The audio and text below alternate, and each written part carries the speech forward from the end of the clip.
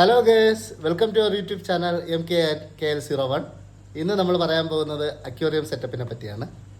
ഇന്ന് നമ്മൾ ഡിസ്കസ് ചെയ്യാൻ പോകുന്നത് അക്വേറിയത്തെ പറ്റിയാണ്. ഓക്കെ, ഒരു ന്യൂ അക്വേറിയം എങ്ങനെ സെറ്റ് ചെയ്യാം. മിക്കവർക്കും വീട്ടിൽ ഒരു അക്വേറിയം എന്ന് പറയുന്നത് എല്ലാവർക്കും ഇഷ്ടമുള്ള കാര്യമാണ്. എസ്പെഷ്യലി നമ്മളിപ്പോൾ ഒരു UAE-യിലുള്ളവർക്ക് ഒരു റൂമിനകത്ത് വരുമ്പോൾ ഒരു അക്വേറിയം പിള്ളേർക്കാണെങ്കിലും എല്ലാം അവർ ഇഷ്ടമുള്ളതായിട്ട് ചെയ്യുന്ന കാര്യമാണ്. അപ്പോൾ ഒരു അക്വേറിയം സെറ്റ് ചെയ്യാം. അതിൻ്റെ എന്തൊക്കെയാണ് ഞാൻ കൂടുതൽ ഡീറ്റെയിൽ ആയിട്ടൊന്നും പറയുന്നില്ല, ഒരു ബേസിക് ആയിട്ടുള്ള കാര്യങ്ങൾ നമുക്ക് ഡിസ്കസ് ചെയ്യുന്നുണ്ട്. ഒരു അക്വേറിയം ആദ്യം സെറ്റ് ചെയ്യുമ്പോൾ നിങ്ങൾ ആദ്യം ഒരു ചെറിയ അക്വേറിയത്തിൽ സ്റ്റാർട്ട് ചെയ്യുക. ഒരു ചെറിയ ഫിഷ് ടാങ്ക് വാങ്ങുക. ഇതിപ്പോൾ 1 മീറ്ററിൻ്റെ ഫിഷ് ടാങ്കാണ്, അത് നിങ്ങൾ അത്രയും വലുതോ അല്ലെങ്കിൽ ഇതൊന്നും എടുക്കേണ്ടത്. സാധാ ഒരു മീഡിയം ചെറിയ ഫിഷ് ടാങ്കിലേക്ക് പോവുക. ഒരു ഫിഷ് ടാങ്ക് സെറ്റ് ചെയ്യുമ്പോൾ മിക്കവരും ചെയ്യുന്ന മിസ്റ്റേക്ക് എന്ന് പറഞ്ഞു കഴിഞ്ഞാൽ ടാങ്ക് പോയി വാങ്ങുന്നു, പെറ്റ് ഷോപ്പിൽ പോകുന്നു, ആ സെയിം ടൈം തന്നെ അതിൻ്റെ കൂടെ മീനും വാങ്ങും, ഫിഷിന് വാങ്ങും. ഓക്കെ, പിള്ളേർ പറയും ആ ഫിഷ് വേണം, ഈ ഫിഷ് വേണം, എല്ലാം വീട്ടിൽ കൊണ്ടുവരും, ഒരുമിച്ച് വെള്ളം നിറയ്ക്കും, ഫിഷ് ഇടുന്നു, ഫിഷ് 2 ദിവസത്തിനകത്ത് ഫിഷ് ചത്തുപോകും. അത് ഇപ്പോൾ ഷോപ്പുകാർ പറയില്ല, അവർക്കത് സെയിലാണ്. അപ്പോൾ ഇതിൽ എന്താണ് പറ്റുന്നതെന്ന് വെച്ചാൽ ഇത് നമ്മൾ പഠിച്ചിട്ടുള്ള പോലെ ഇതൊരു എക്കോ സിസ്റ്റമാണ്. ഓക്കെ, അപ്പോൾ നമ്മൾ ആദ്യം ഒരു ടാങ്ക് കൊണ്ടുവന്ന് ടാങ്ക് സെറ്റപ്പ് ആയതിനു ശേഷം മാത്രമേ മീനിനെ റിലീസ് ചെയ്യാൻ പാടുള്ളൂ. അപ്പോൾ നമ്മൾ എന്താ ചെയ്യേണ്ടതെന്ന് വെച്ചാൽ ആദ്യം നിങ്ങളൊരു ഫിഷ് ടാങ്ക് വാങ്ങുക, അതിലേക്ക് വെള്ളം വെക്കുക, അത് കഴിഞ്ഞ് അതിലൊരു ഫിൽട്രേഷൻ സെറ്റപ്പ് വയ്ക്കുക, ഫിൽട്രേഷൻ ഓണാക്കി ഇടുക.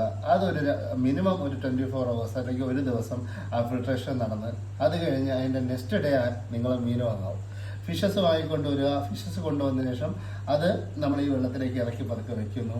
അതൊരു അറ്റ്ലീസ്റ്റ് 1 hour ആ ടെമ്പറേച്ചറായിട്ട് സെറ്റാകുക. അതിനുശേഷം മാത്രമേ നിങ്ങൾ മീൻ റിലീസ് ചെയ്യാവൂ. അപ്പോൾ ഇതിൽ നടക്കുന്നൊരു സിമ്പിൾ പ്രോസസ്സാണ്. ഇതിൽ ആദ്യം എന്താണെന്ന് വെച്ച് കഴിഞ്ഞാൽ ഒരു ഫിൽട്രേഷൻ സെറ്റപ്പ് എപ്പോഴും ഉണ്ടാവണം ഒരു ഫിഷ് ടാങ്കിൽ. അതായത് ഇതാണ് ഫിൽട്രേഷൻ പമ്പ്. ഇവിടെ നിന്ന് ഫിഷിൻ്റെ ഉണ്ടാകുന്ന വേസ്റ്റ് ഈ പമ്പിലൂടെ ഇത് മേളിലോട്ട് കയറുന്നു. ഇവിടെ നിങ്ങൾക്ക് മേളിൽ ഫിൽറ്ററിങ് സ്പോഞ്ച് എന്ന് പറയും. ഇത് നമ്മൾ പഠിച്ചിട്ടുള്ളതാണ് ഫിൽട്രേഷൻ സെറ്റപ്പ്. ഇതിൽ നിന്ന് മേളിൽ നിന്ന് കയറുന്ന ഈ വേസ്റ്റ് ഈ സ്പോഞ്ച് വഴി 3 ലെയറായിട്ട് സോർട്ട് ചെയ്യുന്നു. അത് കഴിഞ്ഞ് ആ വാട്ടറിനെ പ്യൂരിഫൈ ചെയ്ത് തിരിച്ചും ഡൗണിലേക്ക് ഇറക്കുന്നു. ഇതൊരു സൈക്ലിംഗ് ആണ്. ഈ ഒരു സർക്കിൾ പ്രോസസ്സിങ് ഇങ്ങനെ നടന്നുകൊണ്ടിരിക്കണം. അപ്പോഴെന്താ പറ്റുകയെന്ന് വെച്ചാൽ ഇതിൻ്റെ വേസ്റ്റും കാര്യങ്ങളും നീറ്റായിട്ട് വെള്ളം വീണ്ടും റീസൈക്കിൾ ആവും. ഇതൊരു പ്രോസസ്സ്. പക്ഷേ ഇത് മെക്കാനിക്കൽ ഫിൽട്രേഷൻ എന്നാണ് ഇതിനെ പറയുന്നത്. പക്ഷേ ഇവിടെ ഒരു ബയോ ഫിൽട്രേഷൻ്റെ ആവശ്യമുണ്ട്. കാരണം എങ്കിൽ മാത്രമേ ഫിഷുകൾ നിങ്ങൾ ഫിൽട്രേഷൻ ഉണ്ടെങ്കിലും മീൻ ചത്തുപോകുന്നു. കാരണം ഇതൊരു മെക്കാനിക്കൽ.